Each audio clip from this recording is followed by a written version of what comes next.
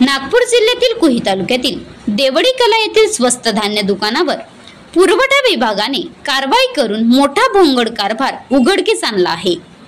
भाजपचे ज्येष्ठ नेते आणि माजी पंचायत समिती सभापती आस्तिक शहारे यांच्या मालकीच्या राशन दुकानावर धाड टाकण्यात आली आहे।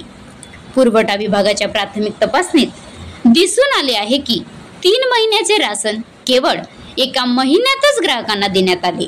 यामध्ये काही ग्राहकांकडून 5 ते 7 किलो राशन कमी देण्यात आल्याचेही स्पष्ट झाले आहे।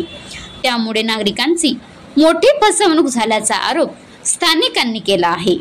या प्रकरणी गट ग्रामपंचायत देवडी कला अंतर्गत चौकशी सुरू असून पुरवठा अधिकारी आणि संबंधित अधिकाऱ्यांनी दुकानदाराच्या घरीही धाड टाकून आवश्यक कागदपत्रे जप्त केली आहेत। या संदर्भात गावातील नागरिकांनी पत्रकारांशी संवाद साधत आपली नाराजी व्यक्त केली आहे।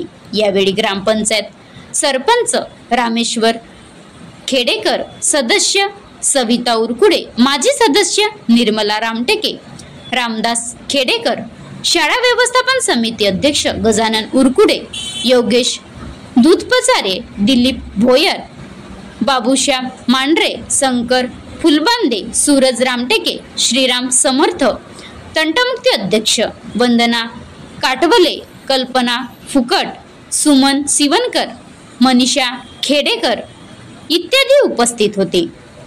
पुरवठा विभागाने सदर स्वस्त धान्य दुकान सध्या सील केले असून चौकशी होईपर्यंत दुकान बंद ठेवण्यात आले आहे। गावकऱ्यांनी या प्रकाराला गांभीर्याने दोषींवर कठोर कारवाई करण्याची मागणी केली आहे। महाराष्ट्र लाईव्ह न्यूज रिपोर्टर राजहंस शेंडे, विदर्भ प्रतिनिधी, नागपूर। आता गाडीवर मोबाईल नंबर नाही तर इमर्जन्सी QR कोड वापरा, जे तुम्हाला अडचणीच्या वेळी साथ देईल। बनवा व्हिडिओ, पाठवा व्हिडिओ, आम्ही तुमच्या न्याय हक्कासाठी लढा देऊ।